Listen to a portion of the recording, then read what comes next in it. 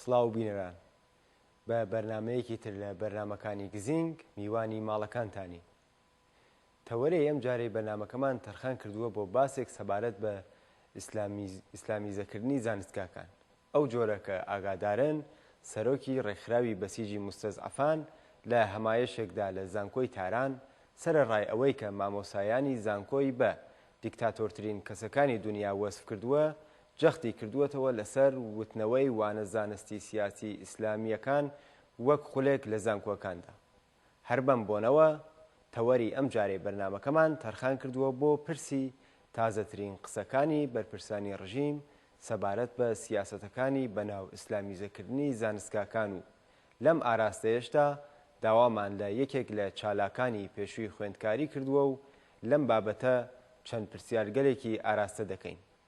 سەرەتا وەک نەریتی بەرنمەکە راپۆرتێکتان پێشکەشەکەین و دوجار دەگەڕێنەوە خزمەتتان بۆ پرسینی پرسیارەکانمان لە میوانی بەڕێزی ئەم جارێ بەرنمەکەمان. سەردار پاسدار محمود ڕەزا نەقدی لە هەمایشی تێپەڕین لە زانستی سیاسی ڕۆژاوایی بەرەو زانستی سیاسی ئیسلامی کە لە کولوێژی مافوو زانستی سیاسی زانکۆی تاران بەڕێوەچوو ڕایگەیان خوێندکاران بیر دەکەنەوە هەرچێک دەڵێن ڕاستە و ئەمە دەبێتە هۆی خەسارگەلی کۆمەڵگا و بەستێنی دزەی ڕۆژاوا دابین دەکات. ناوبراو ڕایگەیان کتێبەکانی زانستە مرۆیە ڕۆژاوایەکان بنەمای ئەزمونیان نییە و ئەمە پێشان دەدات کە ئەوان فێنان لە مرۆڤایەتی کردووە. ئەم بەرپرسا حکومێ دەڵێ ئەوان بە هیچ شێوەیەک ئیزن نادەن خوێندکار قسەیەک دژی زانستە مرۆیە ڕۆژاوایەکان بکات و بە ئازادی ماستەری خۆی بنووسێ. ئەوان دەیانوێ بیرۆکەی ڕۆژاوایەکان بە زۆر بەسەر ئێمەدا بسەپێنن. ناوبراو لە کۆتاییدا جەختی کردەوە لەسەر وتنەوەی وانای زانستی سیاسی ئیسلامی وەک خولێک لە زانکۆکاندا قسەکانی ئەم کاربەدەستە حکومێت لە حاڵێکدایەکە کاربەدەستانی پلەبەرزی کۆماری ئیسلامیێران بە شێوەیەکی بەردەوام هۆشداری دەدەن لەمەڕ خوێندنی زانستە مرۆیەکان لە زانکۆکاندا. بەرپرسان کراوەبوونی زانکۆکانیان بەرەوڕووی بیرۆکەی ڕۆژاوایان بەدڵتەزێن دەزانن. علی خامنەی ڕێبەری ئێران بۆ یەکەم جار پاش سەرکوتی ناڕەزایەتە خەڵکیەکان لەمەڕ ساختەکاری لە هەڵبژارنەکانی ساڵی 1388 بابەتی گۆڕینی زانستی مرۆیی لە زانکۆکان و ناوەندە زانستیەکاندا خستە بەرباس و هەر لەم پەیوەندیەدا و لە بڕیارێک بۆ دەستپێکی خولی نوێی شوڕای باڵای ئینقلابی فەرهەنگی نووسێتی کە گۆڕانکاری لە زانستە مرۆیەکان لە ئێران با کامی دڵخواز نەگەیشت و دەبێ مهندسی فەرهەنگی جدیتر کاری لەسەر بکرێت و پاش ئەوەی وەزارەتی زانست دەستیدایە کۆمەڵی گۆڕانکاری لە لەقەکانی زانستە مرۆیەکاندا و جێگیرکردنی وانەی ئاینی و ئیدۆلۆژیەکانی دڵخوازی خامنەی ڕێبەری حکوومەتی ئیسلامی ماوەی 5 ساڵە بەردەوام جەخت لەسەر گۆڕانکاری لە زانستە مرۆیەکان دەکات و چەندین جاروتوێتی کە پەروەردەکردن لەو بارەدا ئێستا دەبێتە هۆی بێدینبوونی خوێندکاران. شوڕای باڵای فەرهەنگی نزیکەی 40 ئەندامی هەیە و ئەرکی گۆڕینی ناوەڕۆکی زانستە مرۆیەکان و بەڕێوەبردنی پلانی مهندسی فەرهەنگی لاستۆیە.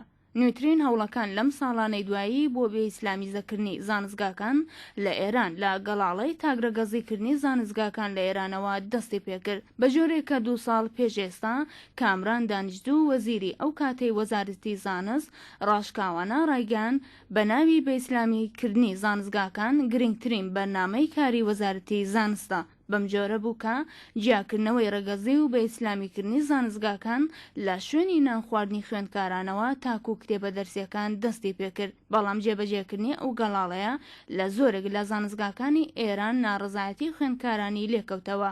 بە جۆرێکە پاش 2 ساڵ چالاکانی خوێندکاری و تەنانەت چالاکانی ژن هەوڵەکانیان پەرەپێدا و بە نووسینی سکاڵانامە و کۆبوونەوەی ناڕزایەتی بەرامبەر بە سیاسەتی تاگرەگەزیکردنی زانستگاکان و بە شێوەی ناڕاستەوخۆ بەرامبەر بە سیاسەتی ئیسلامیزەکردنی زانستگاکان وەستانەوە.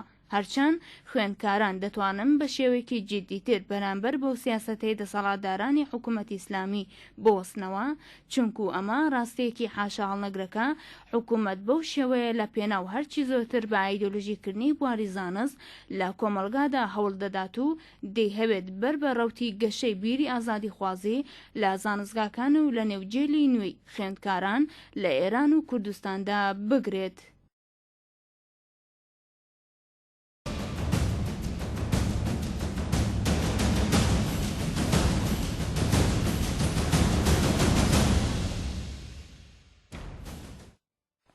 میوانی ئەم جارەی بەرنامەکەمان ئازادە سولەیمانی لە چالاکانی پێشووی خوێندکاری لە زانستگاکانی ئێرانە. وەکو یەکەم پرسیار ئەوەی کە وتەکانی سەردار نەقدی لەسەر ئیسلامیزەبوونی دانشگاکان و وتەکانی پێشووتری خامنەیی لەسەر ئەوەی کە حەزف بڕێک ڕشتە لە حوزەی ڕشتەکان عولوم ئینسانی چ کاریگەریەک لەسەر چالاکی خوێندکاری لە زانستگاکانی ئێرانە دائنێت؟ بله، من تصورم این هست که این برنامه اگر به همین شیوه پیش بره و اجرایی بشه موج دوم انقلاب فرهنگی در دانشگاه ایران خواهد بود. در موج نخست انقلاب فرهنگی بین سالهای 59 تا 62 اگر محور اقدامات تصفیه انسانی بود، تصفیه افراد بود و اگر هدف حذف افراد مارکسیست و یا غیر خودی و تحریف تاریخ ایران بود به نفع اسلام و روحانیت شیعه و حالا افزودن مقداری عناصر شریعت اسلامی به محتوای دروس، در موج دومی که از سال 2009 از شهریور 1388 با سخنان آقای خامنه‌ای آغاز شده، هدف خود دانشگاه است، خود مفهوم دانشگاه به عنوان نهاد جهانی که بناست انسان فرهیخته و اندیشمند تربیت بکنه. من ترجیح میدم که الان نقل قولی بکنم از همین سخنرانی آقای خامنه‌ای در جمع اعضای هیئت علمی و رؤسای دانشگاه‌ها در شهریور 88. ایشون میگه تحصیل حدود 2 میلیون نفر از 3.5 میلیون دانشجو در ایران در رشته‌های علوم انسانی مایه نگرانی است، زیرا توانایی مراکز علمی و دانشگاه‌ها را در زمینه کار بومی و تحقیقات اسلامی در علوم انسانی و همچنین تعداد اساتید مبرز و معتقد به جهانبینی اسلامی رشته‌های علوم انسانی در حد این تعداد دانشجو نیست. او ادامه میده بسیاری از علوم انسانی مبتنی بر فلسفه هایی است که مبانی آنها مادیگری و بی‌اعتقادی به تعالیم الهی و اسلامی است و آموزش این علوم موجب بی‌اعتقادی به تعالیم الهی و اسلامی می شود و آموزش این علوم انسانی در دانشگاه ها منجر به ترویج شکاکیت و تردید در مبانی دینی و اعتقادی خواهد شد. پایان نقل قول. فکر میکنم که همه بینندگان عزیز با شنیدن سخنان آقای خامنه‌ای حدس بتونن بزنن که هدف ایشون و خواب شومی که برای دانشگاه دیده چه هست. در واقع حذف هر آن چیزی از هویت دانشگاه که دانشگاه رو متمایز میکنه از یک مدرسه دینی، از یک حوزه. ایشون ابراز نگرانی میکنه از اینکه علوم انسانی در دانشگاه شکاکیت نسبت به مسائل الهی رو ترویج میدن. دست بر قضا وظیفه دانشگاه، وظیفه علوم انسانی در تمام طول تاریخ بشر این بوده که انسان معتقد رو تبدیل به انسانی بکنه که میپرسه چرا، تبدیل به انسانی بکنه که بلد اندیشه بورزه و نقد بکنه. به هر حال شما اشاره کردی به تاثیر اون روی فعالیت‌های دانشجویی. خب مسلمه که نخستین پیامد آن این خواهد بود که عرصه برای فعالیت‌های جنبش دانشجویی اصیل و منتقد قدرت از پیش هم تنگتر خواهد شد. اما مایلم اشاره کنم که فضای دانشگاه‌ها حتی اگر دوران انقلاب فرهنگی، پس از انقلاب فرهنگی و دوران جنگ رو اصلا لحاظ نکنیم، از دهه 70 به این سو همواره با ابزارهای ساختاری و امنیتی متعدد اسلامی نگه داشته شده اند، اسلامی نگه داشته شده بودند.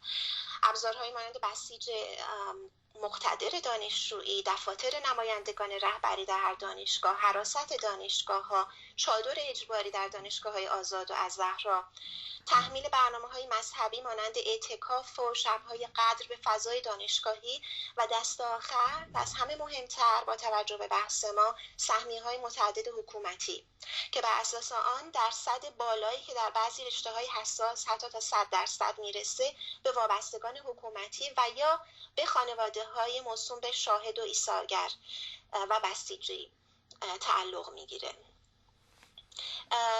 دقت داشته باشید که بر اساس مصوبه مجلس که معطوف به ایجاد تسهیلات لازم برای ورود رزمندگان و جهادگران به دانشگاه هاست، مصوبه که اولین بار در بهمن 67 به تصویب مجلس رسید، حدود 40% از ظرفیت دانشگاه ها در آزمون سراسری کاردانی و کارشناسی و دست کم 20% ظرفیت دانشگاه ها در مقاطع کارشناسی ارشد و بالاتر به افراد رزمنده، شاهد، بسیجی و امثال هم تعلق داره. به هر حال آقای محمودی در همون سالهای دهه 70 و 80 که از نظر من سالهای احیای جنبش چپ دانشجویی و جنبش آزادی خواهانه مدنی در دانشگاه ها بود، ما دانشجویان آن زمان تونسته بودیم در همون فضای محدود، در همون امکان محدودی که بهترینش انجمن اسلامی دانشجویان نام داشت و به طور سنتی مقر دانشجویان پیرو خط ما بود، وارد بشیم و برای تغییر مبارزه بکنیم. دانشجویان آزادیخواه در همون فضا موفق شده بودند مثل شقایق در لجنزار تکثیر بشن. اما و با توجه به این توضیحات تصور من اینه که هدف اسلامیزه کردن مجدد دانشگاه یا تشدید اسلامیزه کردن دانشگاه در این موج یا در این دوره تازه فقط جنبش دانشجویی نیست. هدف اون بسیار فراتره و اون اینه که به طور کلی دانشگاه را از مفهوم خودش تهی کنه، نیروهای فرهیخته کمتری تربیت بشن و وارد اجتماع بشن و به طریق اولا در واقع جامعه ما کمتر اهل اندیشه و کمتر اهل پرسش و نقد بشه. یک هدف بلند پروازانه بلند مدته که البته با توجه به اینی که ما این حکومت رو میشناسیم بسیار ترسناک بین اون میره که در سالهای آینده به تدریج اجرا بشه. وەکو دووهەم پرسیار، حەزبوونی ڕشتە علوم ئینسانیەکان چه خەسارێکی زانستی لە زانستگاکانی ئێران دەدات؟ ببینید، تاریخ بشر نشون داده که دانش و فن بدون اتیک، یعنی بدون اخلاق حرفه‌ای بشردوستانه، نه تنها سازنده نیست که میتونه بسیار مهیب و ویرانگر باشه. همه ما در تاریخ از دانشمندان و پزشکانی خوندیم در دوره‌های متعدد، جنگ‌های متعدد که به دیکتاتورهای مانند هیتلر در ویرانگری‌ها و نسل کشی‌هاشون یاری رسوندند و کمک کردند و همه ما احساس انزجار کردیم. در اهمیت دانش و علوم انسانی برای فارغ التحصیلان دانشگاه لازم میدونم همینقدر اشاره بکنم که من دانش آموختگان بسیاری از رشته‌های فنی و علوم پزشکی میشناسم که تحصیلات تکمیلی خودشون رو ترجیح دادن در جامعه شناسی، علوم سیاسی یا فلسفه بخونن و به پایان برسونن. این نشون میده که برای انسانی که میخواد یک انسان فرهیخته شناخته بشه فقط کافی نیست که در فن و تخصص خودش خوب باشه. لازمه که جامعه خودش رو، اقتصاد جهانی رو و رویدادهای پیرامون خودش رو بتونه بشناسه و تحلیل بکنه. من فکر میکنم که یه مثال خیلی شاید کوچیک ولی بسیار نزدیک به ذهن برای بینندگانتون این باشه که تصور بکنید پزشکانی، چون این موضوع بسیار داغه در سالهای اخیر در ایران، تصور بکنید پزشکان بسیار حاذقی هستند حتی در مراکز درمانی، ولی بیمار فقیر و بیمار غنی رو متفاوت با تبعیض درمان میکنن. فکر میکنم که همین مثال کافی باشه برای اینکه بدونیم حذف علوم انسانی، حذف چیزی به عنوان شناخت از انسان و جامعه چه لطمه‌ای به حتی فنون و رشته‌ها و تخصص‌های علوم تجربی میتونه و یا علوم فنی میتونه بزنه. ئیسلامیزەبوونی زانستگاکان چه کاریگەریەکی لەسەر هەڵسوکەوتی ژنان لە دانشگاکان هەیە؟ فکر میکنم از اونجایی که تمرکز نظام جمهوری اسلامی از زمان کوتاهی پس از انقلاب تا به امروز بر مسئله کنترل زنان، حجاب زنان و ایجاد محدودیت برای زنان بوده، تقریبا کاری نمونده که میتونستن انجام بدن با توجه به روحیات زنان ایرانی که انجام نداده باشن. بنابراین تصور میکنم که تاثیر این موج دوم اسلامیزه کردن دانشگاه ها روی زنان بیشتر غیر مستقیم خواهد بود، به این مفهوم که هر جا در خانه، در دانشگاه، در محیط کار و در عرصه عمومی جامعه، هر جا که اسلام و معتقدین به اسلام بیشتر باشن، اونجا جای بدتر و آزاردهنده تری برای یک زن خواهد بود. بەڵێ بینەران بەم جۆرە گەیشتنە کۆتایی بەرنامەی گزینگ ئێوە دەتوانن ڕەخنە و بۆچوون و پێشنیارەکانتان بە فەیسبووکی بەرنامەی گزینگ بۆ ئێمە بنێرن و بەرنامەکەمان دەوڵەمەندتر بکەنەوە. تا بەرنامەیەکی تر و گزینگێکی تر، کات و ساتێکی خۆش.